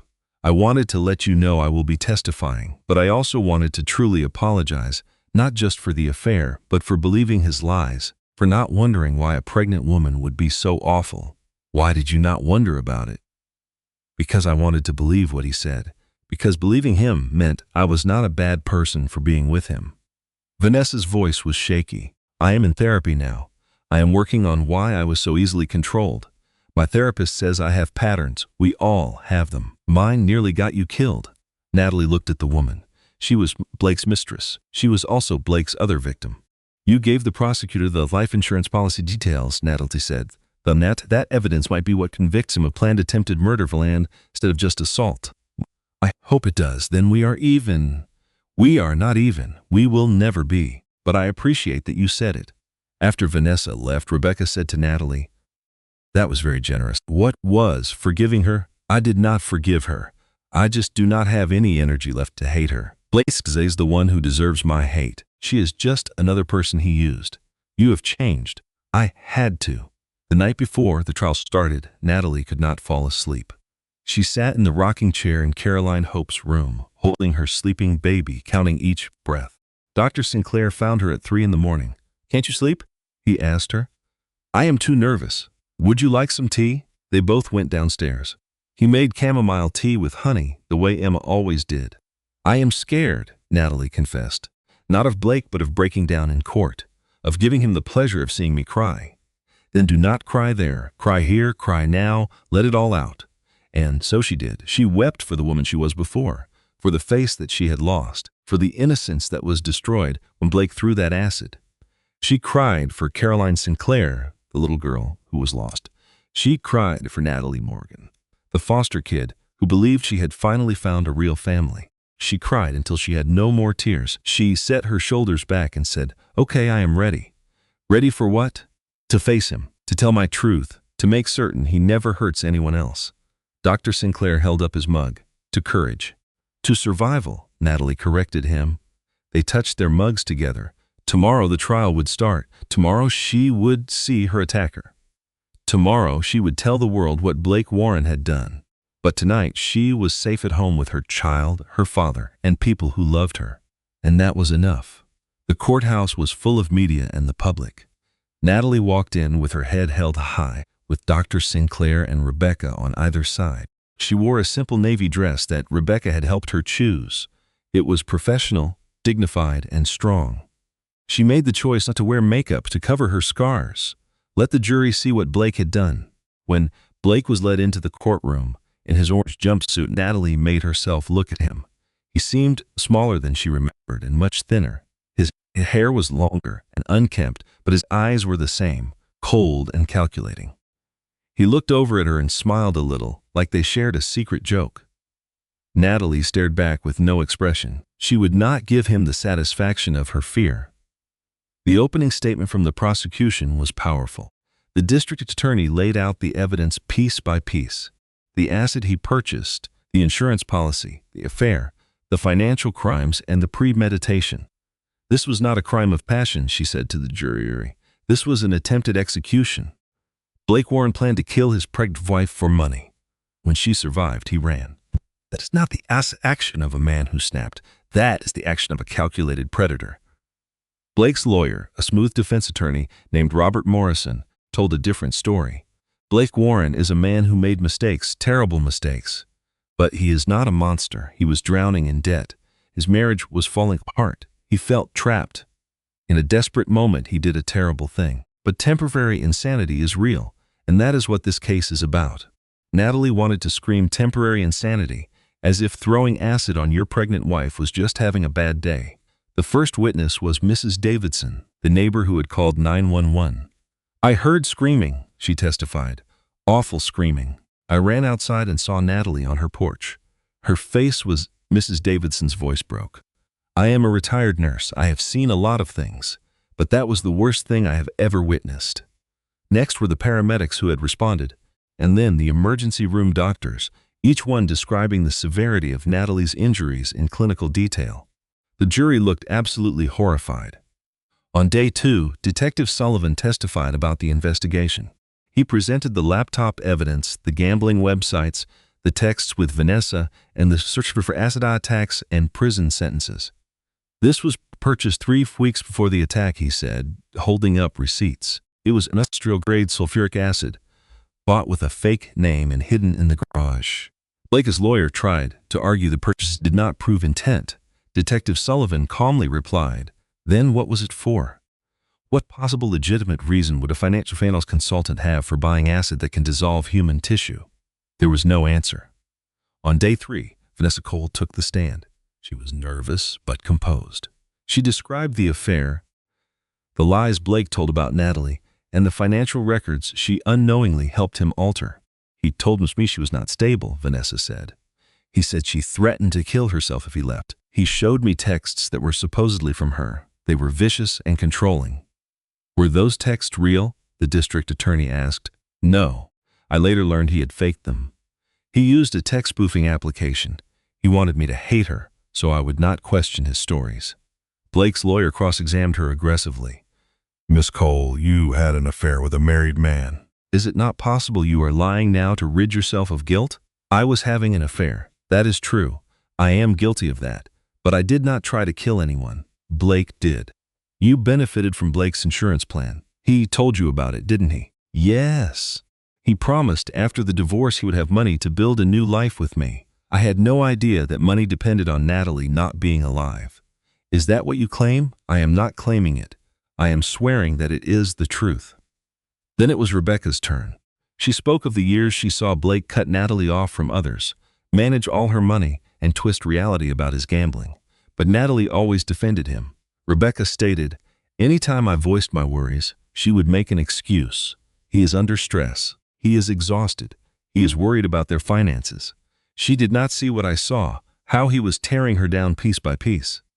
"So why did she not just leave?" Morrison asked during his questioning. "Because abuse is a quiet poison. It does not begin with acid. It begins with little things, small criticisms, and gentle isolation.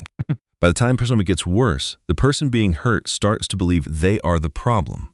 "So you are suggesting Mrs. Warren was a weak person?" "No.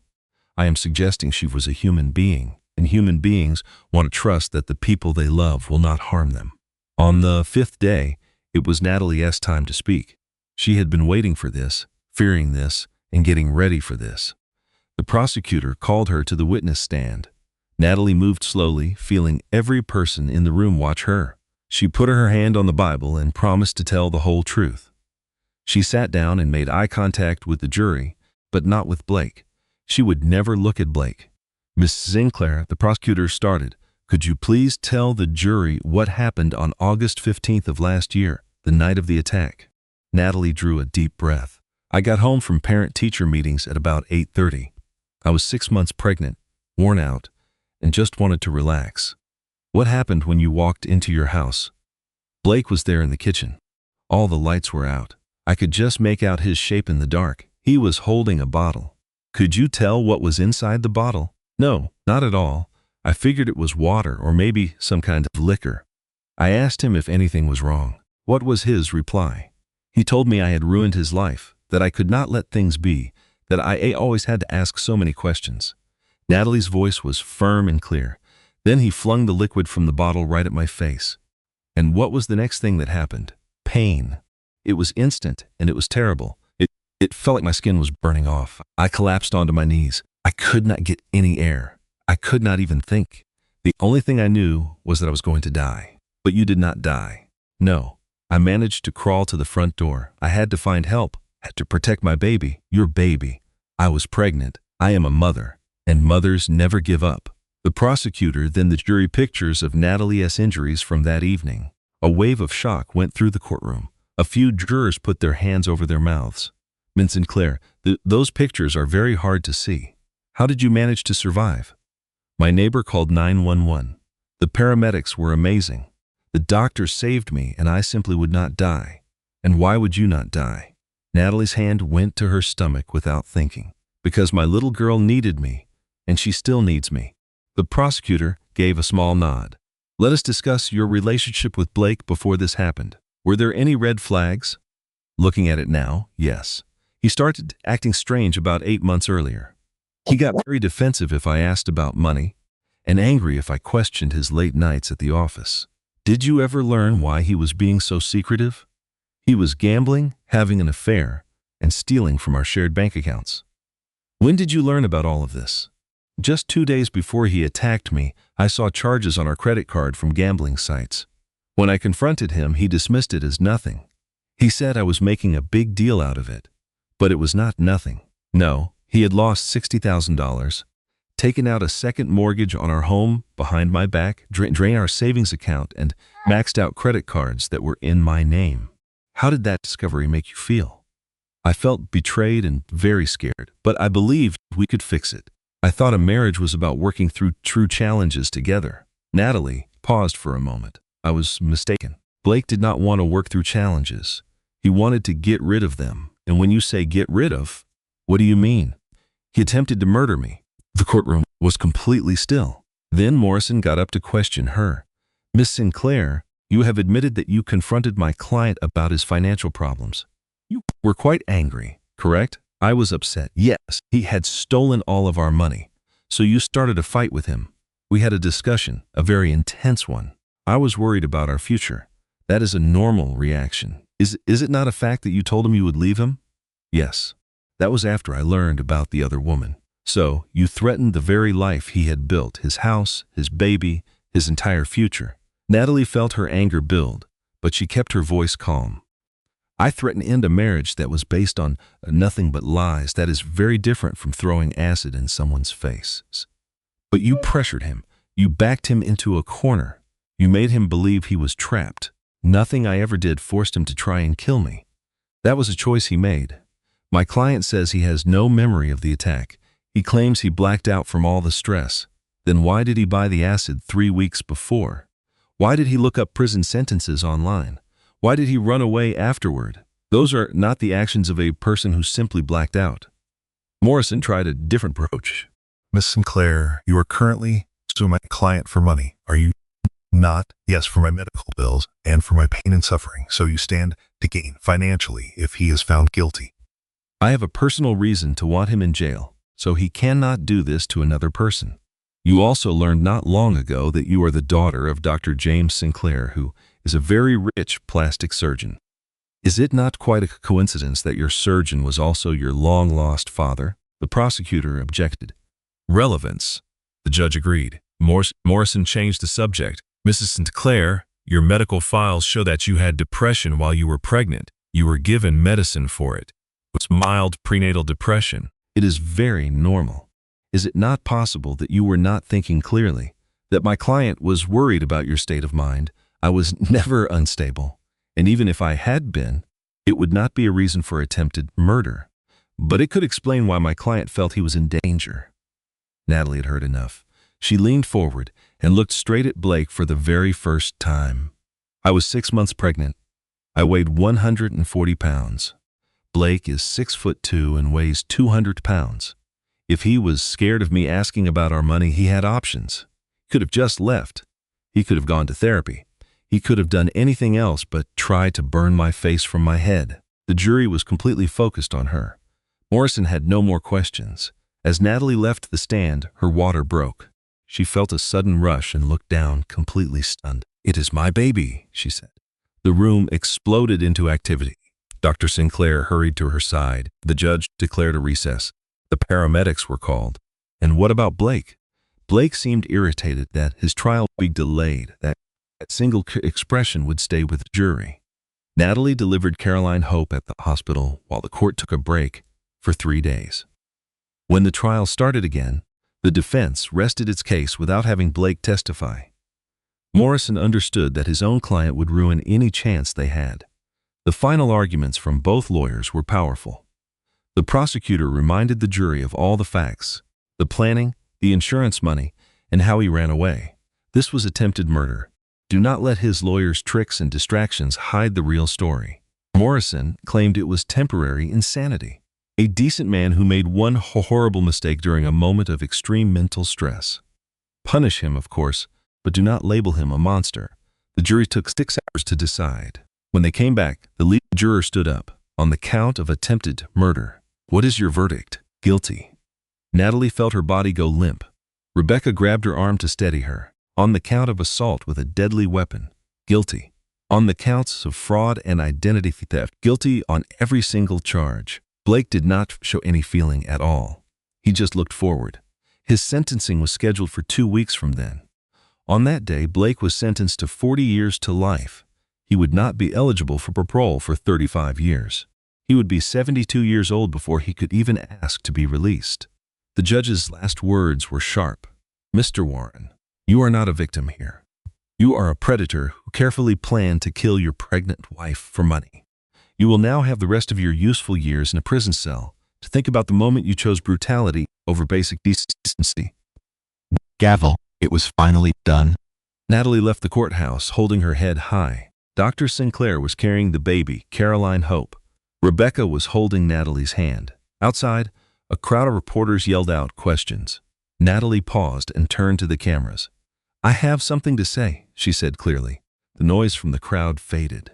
For anyone who is watching this and is in a harmful relationship, I need you to listen.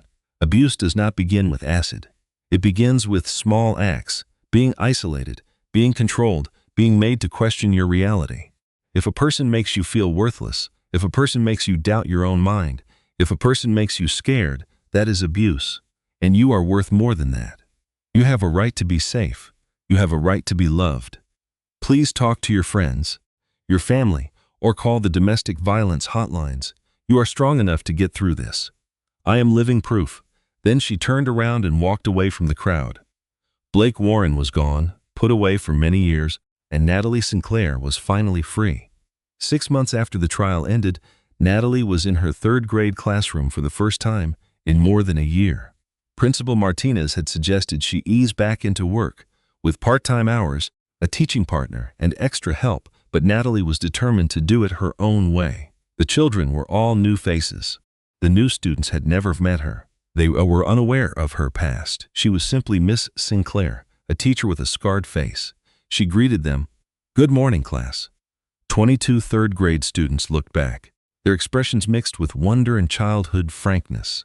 A boy named Marcus quickly raised his hand. "You have a question, Marcus?" "Miss Sinclair, why does your face look like that?" The room fell quiet. While the teacher's aide grew stiff, Natalie offered a kind smile. "That is a very good question, Marcus. A person hurt me a long time ago, but I got better. I want all of you to know that even if people hurt us, we can get better. We are much stronger than we realize." Marcus thought about her words. He spoke up again. "My father told me scars make you a warrior. Your father is very wise." A new hand appeared. It belonged to a girl named Sophie. "Will you be our teacher for the whole year?" "Yes, I will." "Great." Mr. Henderson was so dull. The children erupted in laughter, and the tension disappeared. Natalie taught them reading, math, and science for the rest of the day. She felt wonderful to have a reason to be here, not just to survive. When school ended, a mother came to her looking anxious.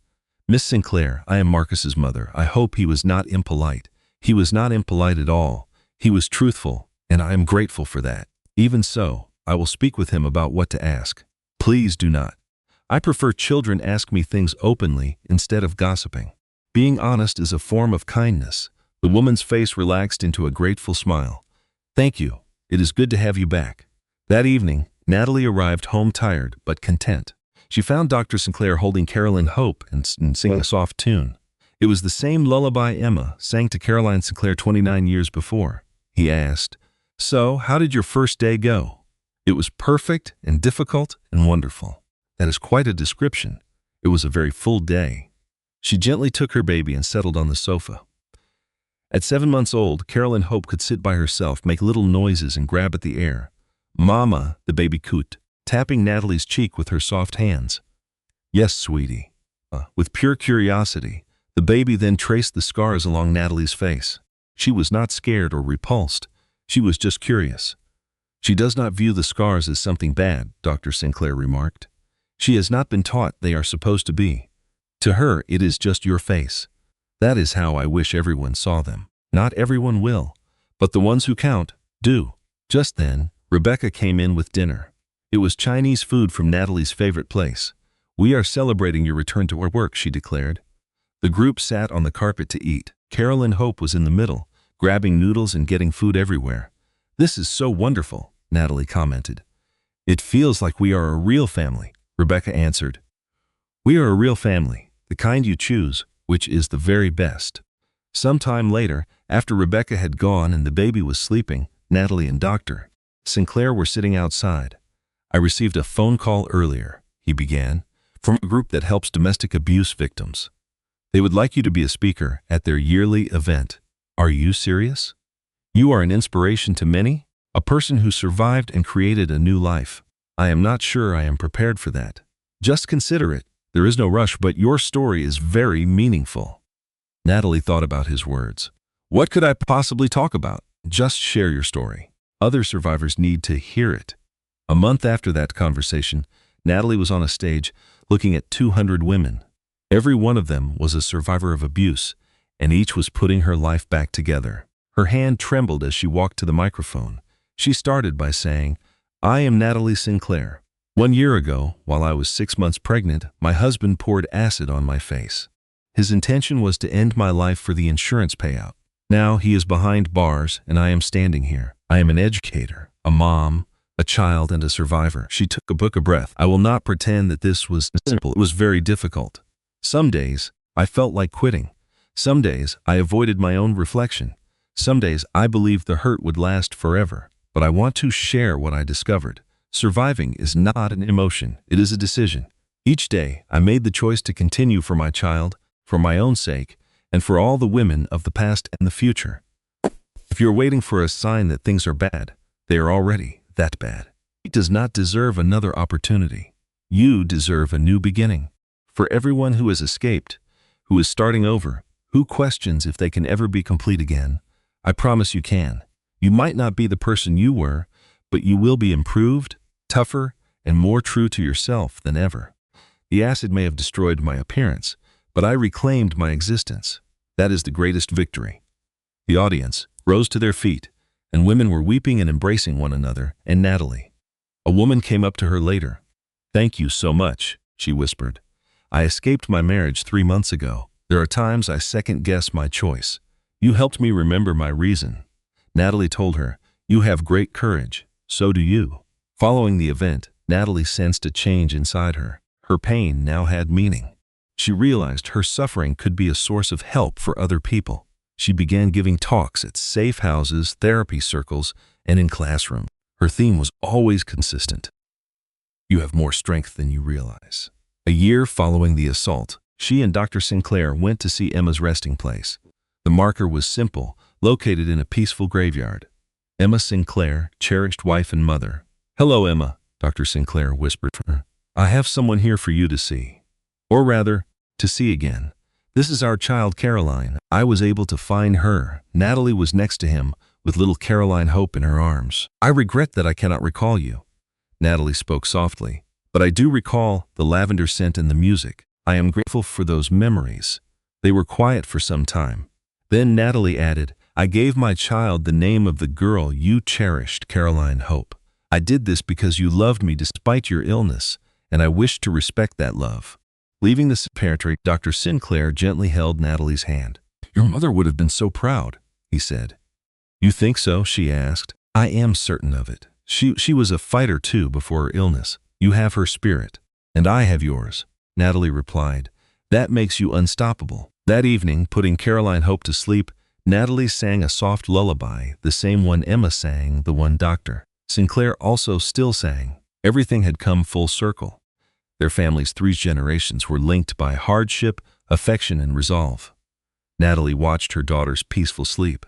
She looked at the nursery her dad's made in, and then loved she knew life from nothing. "I did it," she whispered. "We made it, my girl. We lived through it, and now we are flourishing." She softly ran her fingers over her scars, without any of shame, but with acceptance. "You are a piece of my story now," she thought. "You are evidence that I made it. I am grateful that you show me a strength I never imagined." And in that moment, for the first time after that awful evening, Natalie felt truly lovely. It was not in spite of her marks, but because they stood for endurance, power, and new beginnings. She was Natalie Sinclair, an educator, a parent, a child, and a person who endured. She was precisely in the place she was meant to be. 2 years following the puzzle, Natalie was in her bathroom, preparing for a very big day. She gazed at her reflection, truly seeing herself. Her marks remained. They would never disappear, but they were lighter now, less defined. They were now just one feature of her face, not the entire narrative. In her face, she could see her mom's eyes, her dad's grin, and her own difficult journey to become strong. "Good morning, Natalie," she spoke to the mirror. "You are still present, still struggling, still lovely." Carolyn Hope walked unsteadily into the room, her small red boots making a squeaky noise on the floor. They were the red boots with little frogs on them. Dr. Sinclair had discovered a matching set on the internet. Caroline adored those boots just as much as the young Caroline Sinclair did 27 years earlier. "Mama, look, Mama boots," Caroline said with excitement, raising a foot for her to see. "I see them, sweetie. They are wonderful." Natalie completed her morning routine and went down the stairs. It was the official opening day for the Caroline Hope Center, a place for domestic abuse survivors that Natalie had helped create. Money from her insurance settlement with Blake's company and from generous gifts, The facility offered immediate shelter, help with the law, therapy, for those who had survived. Dr. Sinclair was making breakfast in the kitchen. He stopped performing surgery 6 months before to concentrate on his role as a grandparent and to help with Natalie's mission. "It is a big day," he commented, giving her a cup of coffee. "A very big day. I am anxious, scared to excellent. It shows that you care." Rebecca came over to assist with Caroline Hope. She was going to look after the little one at the event. "I am so proud of you," Rebecca said while embracing Natalie. "You are starting a center for abuse survivors, talking to lawmakers, and making a real difference." "Did you ever imagine this?" "Never," Natalie confessed. 2 years back, I believed my story had ended. It had not ended at all. It was a new chapter. The dedication event was very moving. 50 women were there, all of them survivors. Some knew Natalie from her talks. Others came from nearby safe houses, but they all needed to find hope. With trembling hands, Natalie snipped the ribbon. "This place is for any woman who was made to feel she had no value."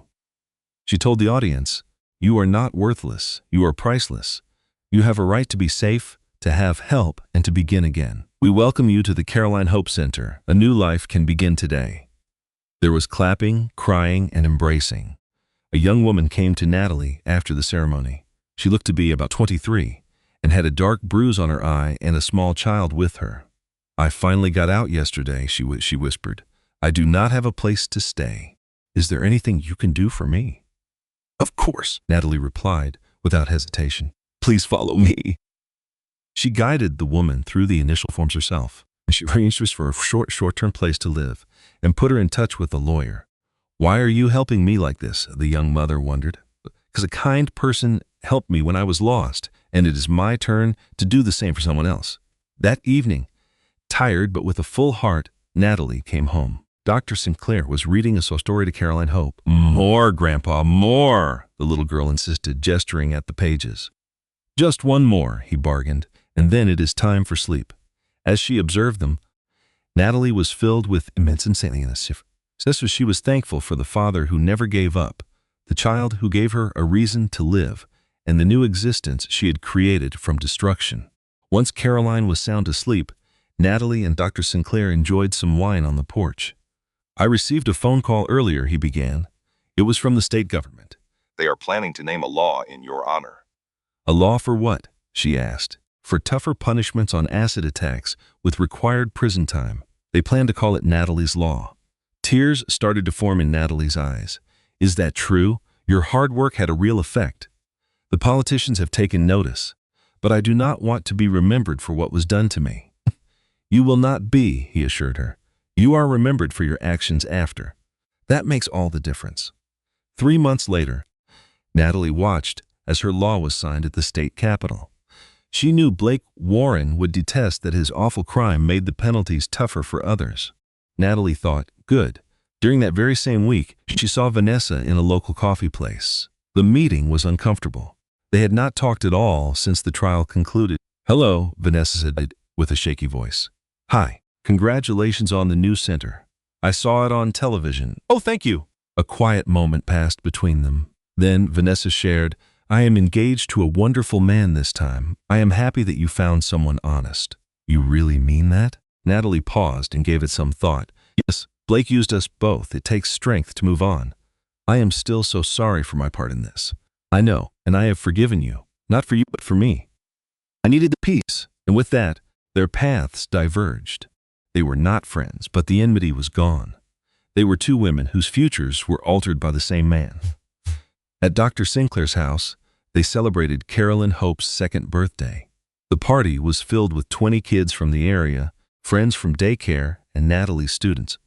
Rebecca, Grace, and Detective Sullivan with his daughters were all there. It was a family of blood relatives and chosen friends. Caroline Hope sported a princess gown with her bright red rain boots. She huffed at the candles with a little help from her mom. Make a wish, sweetie, Natalie encouraged. Caroline's eyes squeezed shut with a wish only a 2-year-old could dream up. Probably for more cake, Natalie thought. As the party ended, she found herself alone with Dr. Sinclair. Thank you, she said to him. Whatever for, he asked. For not giving up on me, for looking for 26 years, for being the father I needed. He smiled warmly. Thank you for letting me be your father, for giving me this second chance. We both got a second chance, she said. A sleepy Carolyn Hope, covered in frosting, wandered in. Mama, she said, then turned. Papa, Papa. That was her name for Dr. Sinclair. Not Grandpa, but Papa. He lifted the tired little girl into his arms. Time for bed. Birthday girl. Later that night, Natalie watched her daughter sleep in the nursery. She reflected on how far she had come from that horrible night with Blake to this peaceful moment. It was only 2 years, but it felt like an entire lifetime. She was no longer the same woman. That person was gone forever, but she was better, stronger, and more herself than ever before. She gently touched her scars. Thank you, she whispered, for being a reminder that I am a survivor. She then stood and went to her own room, her home, her safe place. Tomorrow she would go teach her class. Next week, there was a conference where she would be a speaker. Next month, she was set to testify before a committee on preventing domestic violence. But tonight, she was just Natalie, a mother, a daughter, a survivor. And that was more than enough. The acid had scarred her face, but she had taken her life back. In the end, that was the greatest victory. Her revenge was not hate, but joy, love, and purpose. Blake Warren was wasting away in a prison cell, forgotten and alone. His name was now a symbol of evil. Natalie Sinclair was surrounded by love, making a positive impact. Her name was now a symbol of survival. She had won completely and finally. Her last thought before sleeping was simple. I am not what was done to me. I am what I chose to become. A survivor, a fighter, a mother, a daughter, an advocate, a warrior. Natalie Sinclair was alive, thriving, and free. Her story shows us we are all stronger than we realize. Survival is not just getting through the dark times. It is about building a life in the light that follows. If you were touched by this story, I would love to hear from you. Please leave a comment and tell me what part meant the most. Was it Natalie's incredible courage, the reunion with her father, or something else? Your feedback is important. And if you have a friend who needs to hear a message of hope, please share this with them. Sometimes one story is all a person needs to find their strength. Hit the like button if you believe in second chances, and subscribe so you don't miss another story of hope and human resilience. Remember, you are not defined by what happened to you. You are defined by the person you choose to be after. I will see you in the next story.